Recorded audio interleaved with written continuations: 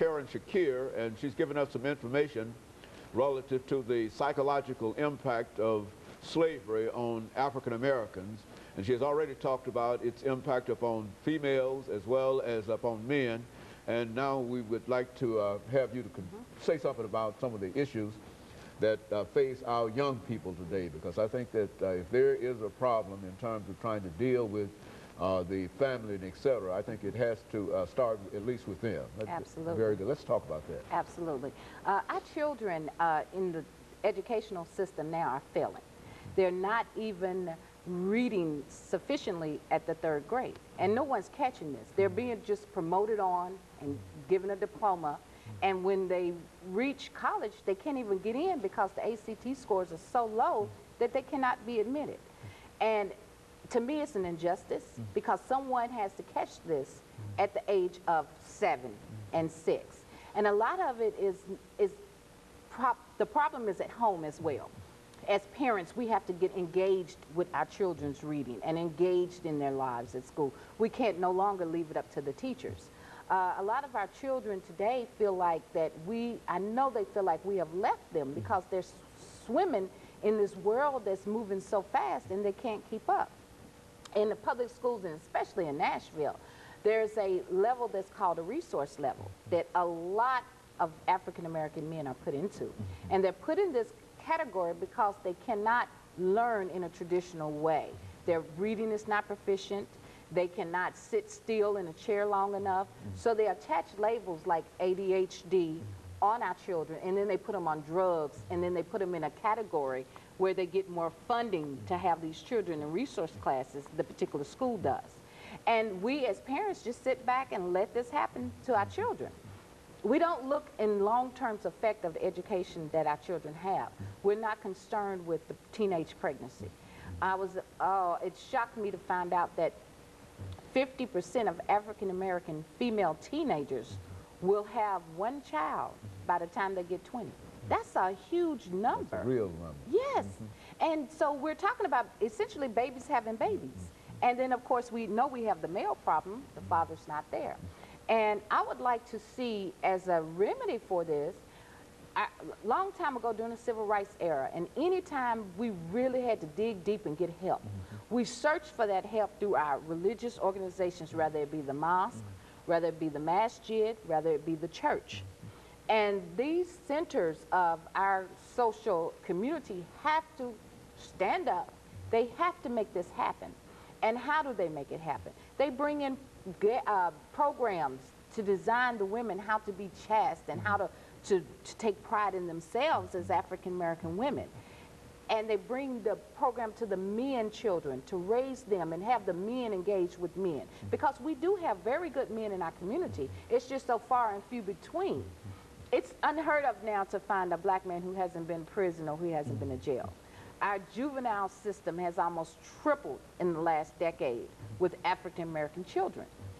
And our educational system, all of our schools now have police officers in them. That wasn't going on when I was a child. So what's happening? There's a serious breakdown in America, but America keeps moving forward. We've got to catch up as a community. I know that it starts at a very early age. That's one of the reasons I opened up a school, because I'm going to try to just grab a few of them as I can and just as many as you can. Yeah, and just try to implement some of these programs into their heads when they're young. But the basis of it comes from the home. We've got mothers that's on cracks, children who haven't seen their mother in days. They get themselves ready for school. I had one little girl tell me about a foster home that she's been in for the last 20 years, and she goes to see her mother regularly. Mother has 2 other kids there. So the dynamics of the family life is completely broken down, and we have to rebuild that. The civil rights came in. There was a progress. It was a beautiful thing. But we have never dealt with the psychological effects that we had after generation of slavery. 300 years of slavery, right? Yes, ma'am. That's an implanted DNA. That's DNA that's implanted in your brain. Our children are self-medicating themselves right now. Nicotine, alcohol, drugs. A lot of times on the plantation, we used to, as slaves, sit in our little bitty huts or in our slave houses, which it was several in one particular area, like a barn. And we would look up at the big house and just see all these beautiful things and see the beautiful clothes that they wore. So we were admiring all of these things. So in our community now, if we get $1 or $50 or anything, we're going to go buy some gold. I mean, we take it to the gold teeth and gold chains and big wheels on our car, and we got a baby that's starving on the next street that we haven't even been to see. A lot of times, I was a single parent, North Nashville, so I know what I'm talking about. I was a product of it. And as a single parent, when my son turned 12, I did...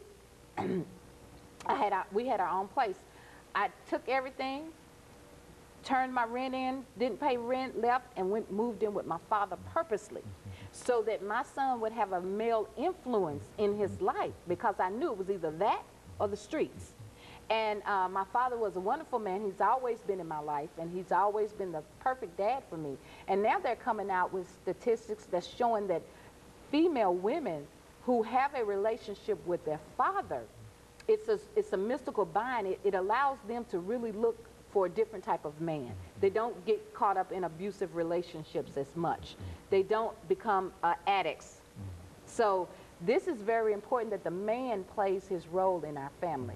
His function is crucial, and he has to understand it. And what happened is, the African-American woman was taught and trained to push him out the house, to not be bothered with a man. She can handle it on its own. She's independent. She's independent. So when he is at home, she doesn't make him feel like he's running the house.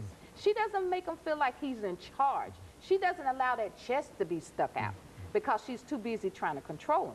So of course, then you have separation, because he's not going to stand for that, especially if he's trying to achieve that manhood. During the slavery times, there were certain slaves that was used for comedy, you know. They shuckled and jived and just kept the overseers entertained. And you see that in our society a lot. Everything's a game, especially with our boys from the age of 14 to 18. They become very good comedians. Everything's a game. Even in the gang, it's a game. It may cost them their life, but it's a game. Exactly. And they don't take life serious. Fornicating with women, it's a game. And there's a baby, it's a game. Oh, I'll buy some diapers now, but every day that baby needs something, and that's a serious situation.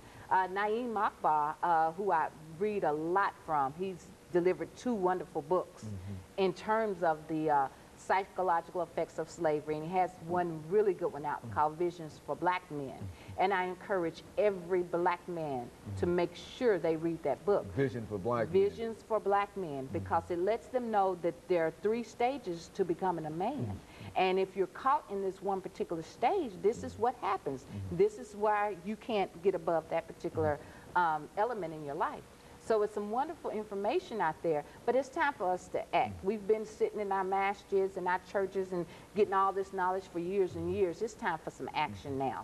We have to develop programs, and I mean working programs, not programs just to get benefits, and not programs just as a babysitting mechanism for after school. We have to get programs that's going to put jobs in our children's hands, that's going to have them prepared for this world, and we can create a lot of educated people that will contribute to the society as well. So what you're saying, Ms. Shakir, is that it's not really too late. No. That we can still change things and turn things around, but we have to be conscientious about it. That is, we have to make up our minds, and we have to get our institutions, those institutions that have sustained us for so long, the church and other organizations, to become involved with our young people again. Is that what you're saying? Absolutely, absolutely. When I'm in public school and I'm teaching, once I let the children know, hey, I'm from North Nashville, I come, you know, I'm right here in the hood with you, I'm not going anywhere, I'm not going to Brentwood, I'm staying here.